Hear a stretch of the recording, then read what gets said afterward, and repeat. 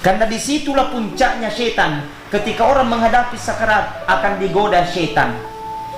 Nah makanya Rasul ajarkan iqra'u mautakum Yasin. Bacakan orang dalam keadaan sakaratmu itu, bacakan surah Yasin. Ya Allah, keberkahannya sapunya bacaan surah Yasin ya Allah. Jikalau ingin engkau cabut sapunya orang tua contohnya, maka cabut ya Allah, tapi jangan engkau berikan kesusahan. Jikalau tidak ya Allah, sembuhkan dia dari penyakitnya. Jikalau tidak sembuh, maka dosanya berguguran.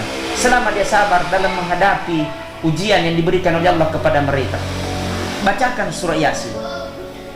Nah, setelah sulit dibacakan surah Yasin, bisikkan kalimat La ilaha illallah. Hadis Rasul sallallahu alaihi wasallam, "Man kana akhirul kalami la ilaha illallah dahalal jannah."